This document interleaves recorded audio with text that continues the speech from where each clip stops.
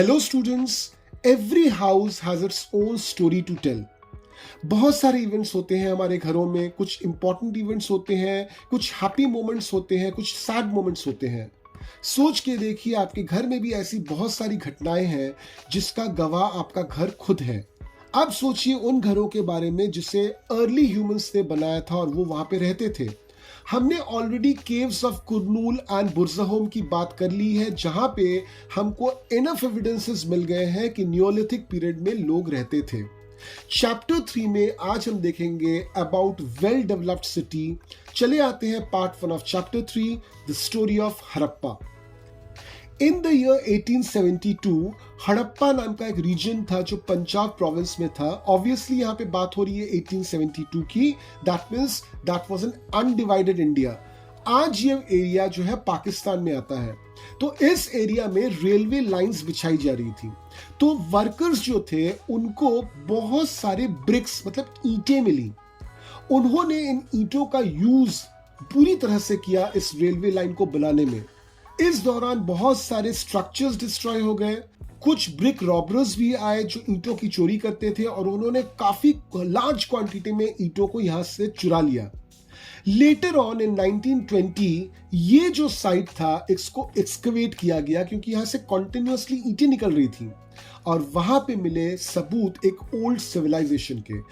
चूंकि ये जगह हड़प्पा के करीब थी तो इसलिए इस सिविलाइजेशन का नाम दे दिया गया हड़प्पन सिविलाइजेशन। और साइंटिफिक स्टडी हमें ये बताता है कि ये सिविलाइजेशन आज से करीबन 4700 ईयर्स पहले यहाँ पे मौजूद था।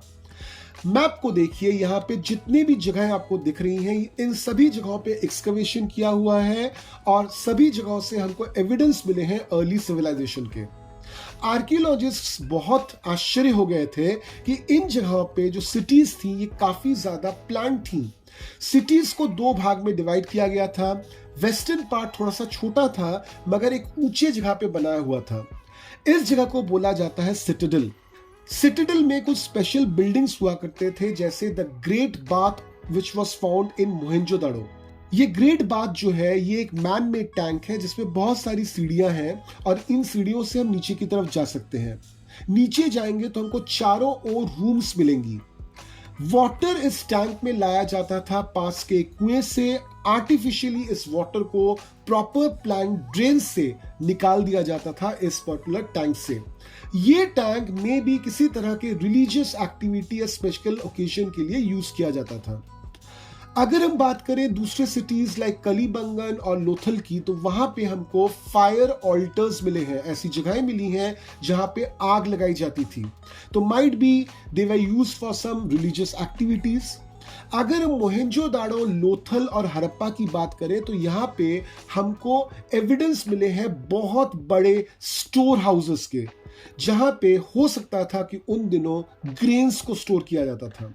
सिटी का जो दूसरा पार्ट है ये सिटाडेल से थोड़ा सा बड़ा था मगर ये बना हुआ था नीचे की जमीन पर। तो ऐसा अज्यूम किया जाता है आज की तारीख में कि सिटाडेल में मोस्ट प्रोबेबली जो लोग पोजीशन होल्डर्स थे, हाई रैंकिंग पीपल थे सोसाइटी में, वो लोग वहां पे रहते थे। और लो सिटी जनरली यूज होता था कॉमन मैन के रहने के लिए। यहाँ पे जितने भी हाउसेस हमको मिले हैं या तो वो सिंगल स्टोरीड हाउसेस हैं या फिर डबल स्टोरीड। सिंगल स्टोरीड का मतलब एक मंजिला, डबल स्टोरीड का मतलब दो मंजिला। हर एक घर को अगर हम देखने जाएं तो बीच में एक कोर्टयार्ड यानी कि बीच में एक खुली जगह है जिसके चारों तरफ रूम्स बने हैं। तो आज की तारीख में भी अगर आप थोड़े से गांव की तरफ जाओगे तो इसी तरह का घर का स्ट्रक्चर आज भी आपको मिलेगा। हर एक घर में एक सेपरेट एरिया हुआ करता था जिसको हम लोग बेदिंग एरिया बोलते हैं, जहां पे हम पानी स्टोर कर सकते हैं। और सबसे इंपॉर्टेंट बात है इन शहरों का ड्रेनेज सिस्टम। ये ड्रेनेज सिस्टम हाईली डेवलप्ड था। ड्रेन्स स्ट्रेट बनी होती थी, थोड़ी सी झुकी हुई सामने की तरफ ताकि पानी रुके नहीं। छोटी छोटी ड्रेन्स घरों के सामने से निकलती थी और कनेक्ट हो जाती थी बड़े ड्रेन में जो मेन रास्ते पे बना होता था। ये ड्रेन्स, घर और मेन रास्ते, इनको देखकर तो ऐसा ही लगता है कि इनको प्रॉपरली प्लान करके बनाया गया था और एक साथ बनाया गया था। इन बिल्डिंग्स की एक खास बात है कि यहाँ पे जो ईंट लगाई गई है वो इंटरलॉकिंग पैटर्न में लगाई गई है। इंटरलॉकिंग पैटर्न में लगाने की वजह से यहाँ की जो बिल्डिंग्स है इनका स्ट्रक्चर बहुत ज्यादा स्ट्रॉन्ग है और साथ में वाटर प्रूफ भी है। ये दीवारें इतनी स्ट्रांग हैं और ईंटें जो है इतनी अच्छी तरह से बनाई गई थी कि आज भी हजारों साल बाद जब इन दीवारों को हम देखते हैं तो ये काफी स्ट्रांग नजर आती हैं। इस सिविलाइजेशन के जितने भी शहर थे काफी बिजी शहर हुआ करते थे। तो इन शहरों के बारे में और इस सिविलाइजेशन में रहने वाले लोगों के बारे में हम डिटेल में जानेंगे पार्ट 2 ऑफ चैप्टर 3 में। थोड़ा सा इंतजार कीजिए। Till then keep learning.